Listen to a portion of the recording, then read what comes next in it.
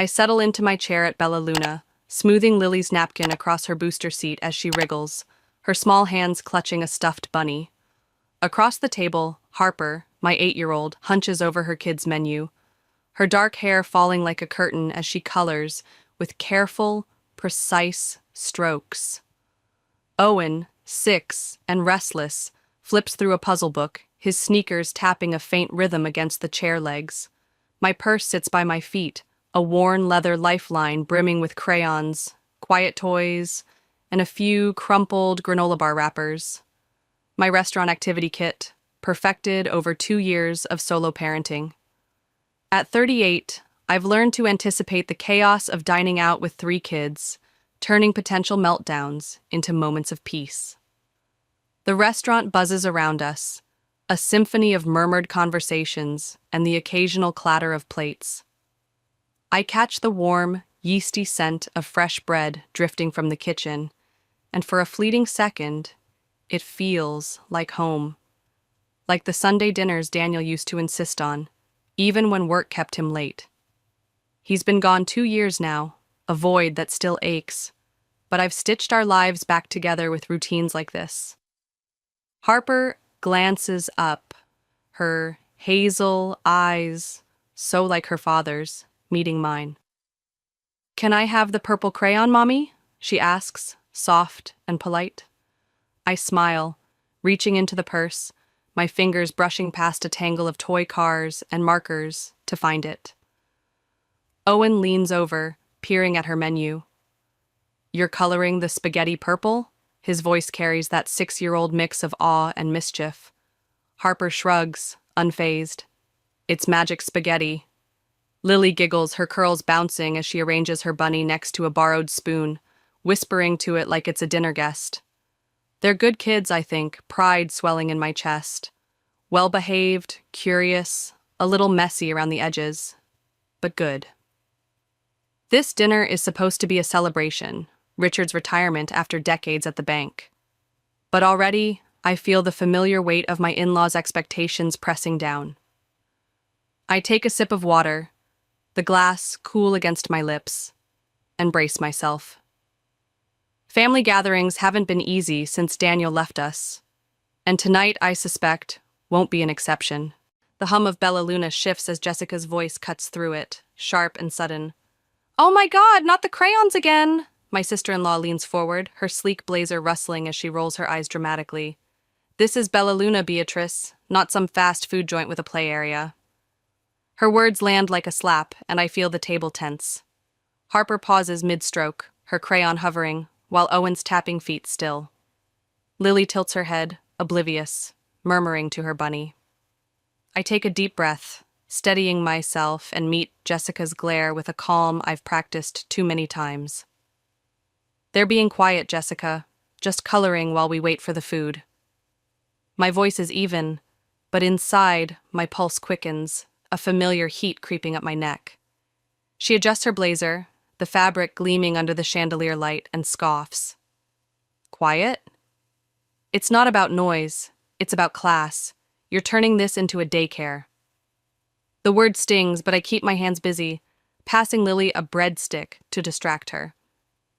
Evelyn, my mother-in-law, sets her wine glass down with a delicate clink, her lips pursed in that way I've come to dread. "Dear," she says, her voice dripping with condescension, "when Jessica was young, she knew how to behave in fine establishments. Perhaps if you focused on manners instead of—" She flicks her hand toward my purse, the crayon spilling out like contraband, her perfectly manicured nails catching the light.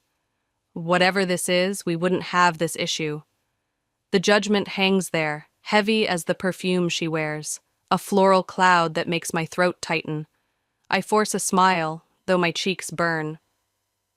"They're not disturbing anyone, Evelyn. They're happy."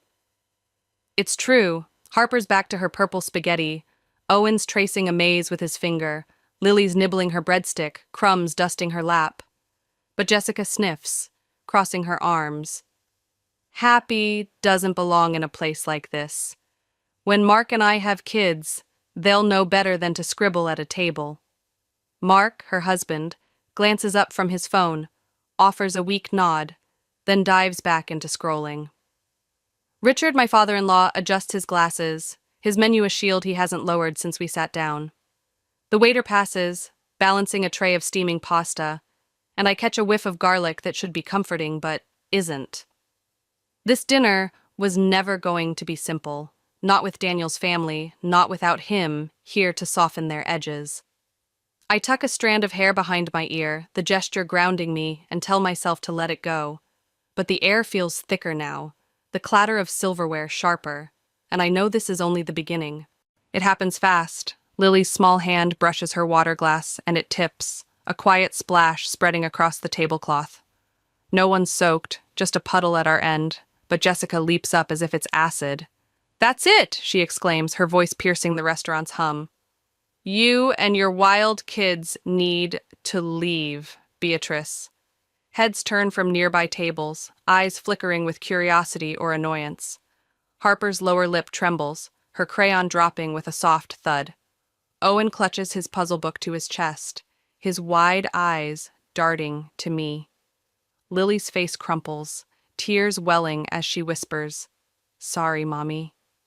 "Jessica, lower your voice," I say, my tone firm now, cutting through her shrillness. I grab napkins, blotting the spill, my hands steady despite the pounding in my chest. "You're the one making a scene." The words feel good, sharp, a release of the pressure building all night. She glares, her face an interesting shade of red, but Evelyn lifts her chin, her silver hair catching the light. "No, Jessica's right," she declares. "Daniel would be appalled to see how you've let things slide since—" She pauses, the "since he passed" unspoken but deafening, a dagger she wields too well. I freeze, napkins damp in my hands, the sting of her words sinking deep. Richard shifts in his seat, his menu still up, his silence louder than ever. Mark taps his phone, suddenly engrossed in some invisible message. Neither man willing to step into the fray. The table feels like a battlefield, my kids caught in the crossfire. Harper's watching me, her small hands folded now, waiting for me to fix this. Owen's grip on his book tightens, and Lily's tears spill, silent but heavy. "They're not wild," I say, my voice low but steel-edged. "They're kids, Evelyn, and they're not hurting anyone." I wipe Lily's cheeks with a clean napkin, her bunny soggy from being hugged too hard. Jessica huffs, sitting back down with exaggerated flair. "Not hurting anyone? This is a disaster." The waiter hovers nearby, unsure whether to approach, and I feel the weight of every glance, every whisper. This was supposed to be Richard's night, a celebration, but it's unraveling into the same old test of endurance. Daniel's absence a fault line they keep prying open. I smooth Lily's curls, my resolve hardening. I won't let them break us. Not tonight. Not here. I rise from my chair, my heart hammering against my ribs, the damp napkins still clenched in my hand from Lily's spill. "We'll leave," I say, my voice steady despite the tremor in my chest. Not because we're at fault, but because I won't let my kids face this. The words hang in the air, a line drawn, and I feel the weight of every eye at the table. Jessica's glare, Evelyn's pursed lips, Richard's menu still a barricade. I bend to unbuckle Lily from her booster seat, her small arms wrapping around my neck, her soggy bunny pressed against my shoulder. Harper stands too, her crayons abandoned, her small frame rigid with uncertainty. Owen clutches his puzzle book like a shield, his sneakers scuffing the floor, as he slides off his chair. My purse swings against my hip as I gather our things, the crayons and toys rattling inside. A sound that feels louder in the sudden quiet. I glance at the table, the puddle of water now a dark stain on the white cloth, and something snaps into focus. This isn't about a spill or crayons. It's about them, Jessica and Evelyn, turning Daniel's absence into a weapon, a way to judge us, to erase us. "Come on, sweethearts," I murmur, guiding Harper and Owen toward me, my tone softer now, but firm. Lily's tears soak into my blouse, and I smooth her curls, her warmth grounding me. I won't let them see us crumble.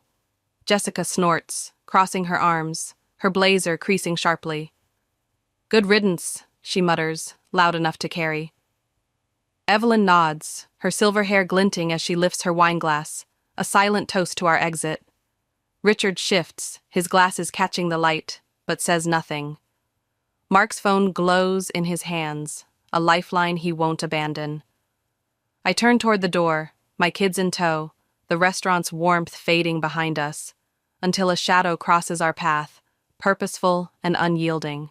A man steps into our way, his stride deliberate, his gray hair swept back from a face lined with years of work and laughter. Marco Salvatore, the owner of Bella Luna.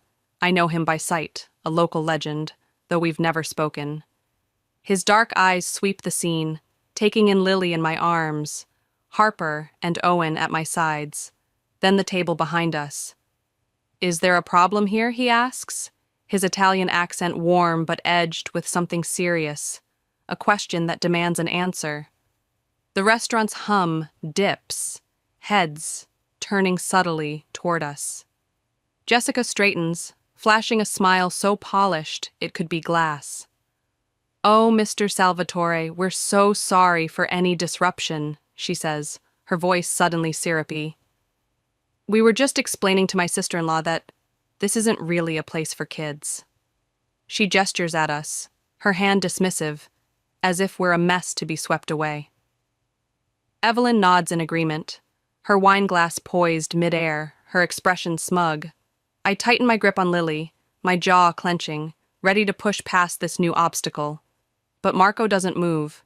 He studies my children, Harper's wide eyes, Owen's protective hunch, Lily's tear-streaked face, then turns to me, his gaze softening. You must be Beatrice, he says, and the sound of my name in his rich voice stops me cold. Daniel spoke of you often.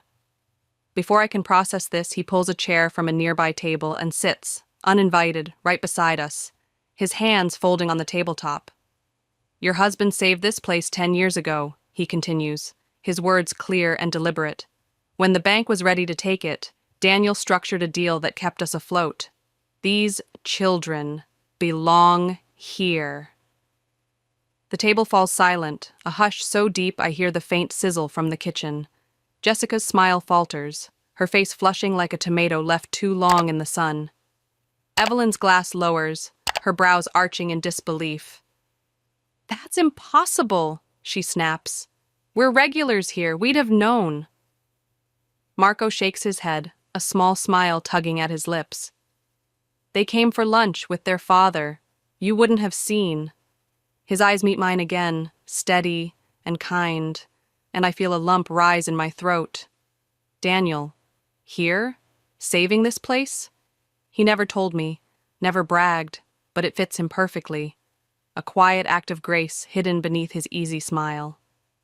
Richard lowers his menu, just a fraction, his eyes flickering with something I can't read. Mark's phone dims, forgotten. Marco leans forward, his rough hands gesturing wide. This is their home too, he says, and I realize he's not just talking to me. He's speaking to the whole table, a declaration that shifts the air around us. Marco's voice carries, warm and steady, filling the space Jessica and Evelyn tried to claim. Daniel used to bring Harper here when she was just a baby, he says, nodding toward her. She blinks up at him, her crayons still scattered where she left them. He'd sit right there, he points to a table near the window, and say the smell of our bread reminded him of his grandmother's kitchen. I picture it, Daniel tie loosened, cradling Harper, his laugh echoing over plates of pasta, and my chest tightens, a mix of ache and wonder. He believed in this place, Marco continues, in family, in good food bringing people together.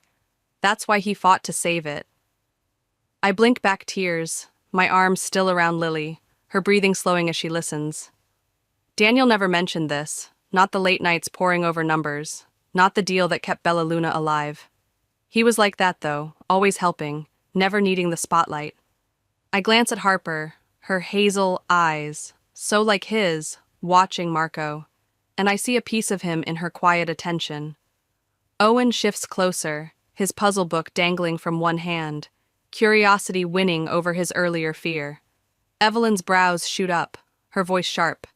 Lunch visits? That's ridiculous, we'd have heard. Marco shrugs, unfazed.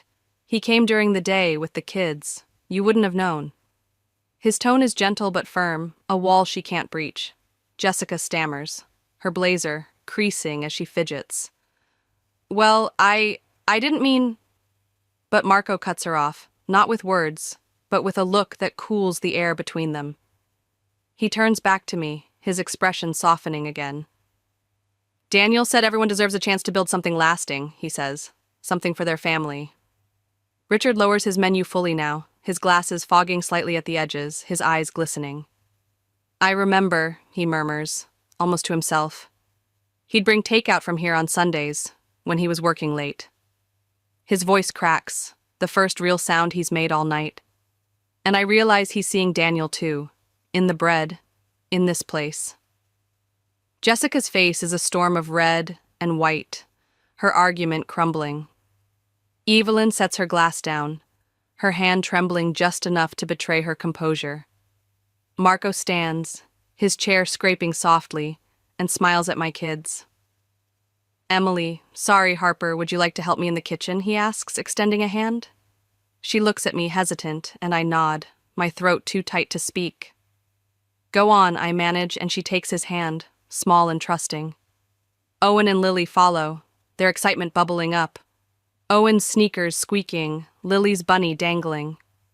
I watch them go, a strange peace settling over me, even as tears prick my eyes. Left at the table, I feel the shift. Jessica stabbing her fork into her untouched salad.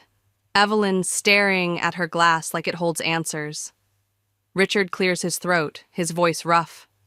He never told us, he says, and I nod, whispering, that was Daniel. Marco's words echo in my mind. Family, belonging, and I realize this place holds more of my husband than I ever knew. A legacy woven into its walls, its bread, its heart. I sit at our regular table in Bella Luna, the same round one by the window where Daniel once held Harper as a baby, though it feels different now, lived in, ours. Harper, now 9, kneads dough beside Marco in the open kitchen, her sleeves rolled up, a smudge of flour on her cheek, as she laughs at something he says. Owen, 7, sets the table with careful precision, his puzzle books replaced by a stack of napkins he folds into crooked triangles. Lily, 5 and fearless, trails behind him, placing the kids' menus Daniel designed years ago. Simple drawings of pasta and bread, now a treasure we all recognize. My purse still sits by my feet, but the crayons are mostly retired. These days, the kids prefer the kitchen's messy magic. Evelyn calls from the doorway, her voice bright despite the flour dusting her apron. Beatrice, come taste this sauce, I think I've got it. Her silver hair is tied back, her once perfect nails streaked with red from simmering tomatoes, and she looks younger somehow, lighter. I stand, crossing the room, and dip a spoon into the pot, a rich marinara, warm and familiar. It's perfect, I tell her, smiling, and she beams, a rare softness in her eyes. A year ago, she'd have scoffed at the idea of cooking, her hands too pristine for saucepans, but Marco's stories about Daniel cracked her open, revealing the woman beneath the polish.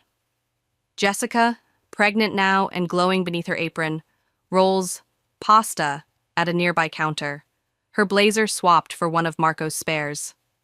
I'm getting the hang of this, she says, holding up a slightly lopsided strand, and I nod, genuinely impressed. 3 months ago, she announced her baby with a quiet request. I want them to know this side of their Uncle Daniel. It's a far cry from the woman who tried to banish us, and I see it in her too, a shift, a shedding of pretense. The recipe book sits open on the table, leather-bound and worn. Daniel's notes in the margins joined by ours. Harper's marinara, Owen's wild pizza toppings, Lily's antipasto arrangement. Even Jessica's added a page, blending her flair for presentation with Marco's traditions. I watch them all, flour-dusted and laughing, and feel a warmth settle deep, a thread of Daniel pulling us together. Richard appears from the back with Marco, both carrying a stack of old photographs unearthed from the restaurant's archives. "Look what we found," Richard says, his voice rough with excitement as he spreads them across the table. I lean in, my breath catching. A younger Daniel, tie loosened, sits at this very table, laughing with a much younger Marco, plates of food scattered between stacks of papers. His first meeting here, Marco explains, his accent still thick but smoother now, honed by a year of teaching us. He saw heart in this place, not just food. I trace Daniel's smile with my fingertip, the ache of missing him softened by the joy in his eyes. Mark steps in, carrying a large, wrapped package, his usual quiet, broken by a grin. "Found it," he announces. "The sign company finished it." We gather around as he peels back the paper, revealing a hand-carved wooden sign, in memory of Daniel Taylor, who believed in good food, strong coffee, and the power of family. Marco raises a glass of red wine, his eyes crinkling. "To Daniel," he says, "who gave us the recipe for family." We lift our glasses, mine water, the kids' juice cups clinking, and the room feels full, alive, with his presence. Lily climbs into my lap, her small fingers tracing Daniel's face in the photo. "Daddy's laughing," she says simply, and I nod, my throat tight. Richard puts an arm around Evelyn, who brushes a tear from her cheek with her apron. "He knew what mattered," he says, his voice stronger now, "more than we did." I look at him, surprised. He's been quiet for so long, lost in grief or silence, but here he is, seeing Daniel anew. Jessica shifts beside Mark, her hand resting on her belly, and whispers, "I'm sorry, Beatrice. I didn't know him like this." It's the first real apology she's offered, and I squeeze her hand, letting it go. I glance around, at the sign, the photos, the recipe book, and feel Daniel everywhere, not in the stiff portraits Evelyn once demanded, or the rules Jessica enforced, but in the flower on Harper's cheek, the sauce on Evelyn's fingers, the laughter echoing off these walls. "This is his legacy," I murmur, more to myself than anyone, a truth that's grown over this year. Marco nods, catching my eye, and I know he feels it too, a place where Daniel's quiet goodness lives on, binding us in ways I never expected. Lily slides off my lap and skips to Evelyn, tugging her sleeve. "Grandma, twirl it like Daddy showed me in heaven," she says, her voice earnest as she grabs a forkful of spaghetti. Evelyn laughs, a real, unguarded sound, and crouches beside her, letting Lily guide her hands. "Like this?" she asks, and Lily nods vigorously, curls bouncing. Harper calls from the kitchen. "Mom, look, I made the dough perfect." Her voice carries pride, and I see Marco beside her, beaming as he checks her work. Owen and Jessica decorate cookies at the table, his wild swirls of icing making her giggle, a sound I never thought I'd hear from her. I lean back in my chair, the wooden sign gleaming above the entrance, its words etched into my heart. Laughter ripples around me, flour-dusted and messy, imperfect but love-filled, and I feel Daniel's spirit stronger than ever. Not in the formal dinners or rigid expectations of before, but here, in the clatter of pans, the scent of bread, the shared attempts to recreate his favorite dishes. "This is his true legacy," I whisper, the words slipping out as the restaurant hums with life, a testament to love over appearances. Richard joins me, his arm brushing mine, and points to the photo of Daniel and Marco. "He'd love this," he says, his eyes wet but warm. "Not just the food, but us, together, making memories." Evelyn looks up from her spaghetti lesson, her apron streaked with sauce, and nods. "He always knew better than us, didn't he?" she adds, her voice soft, and I smile, the old bitterness gone. Jessica glances over, her apron taut over her belly, and catches my eye. A silent promise to keep this alive for her child, too. As Lily twirls her fork, sauce splattering her chin, I see it all. Harper's dough, Owen's cookies, the recipe book growing with each Friday night. Bella Luna isn't just a restaurant anymore. It's a bridge Daniel built. A place where his kids belong, where his family learned to break bread and barriers together. The kids raise their juice cups again, a spontaneous toast, and I join them, my glass cool in my hand.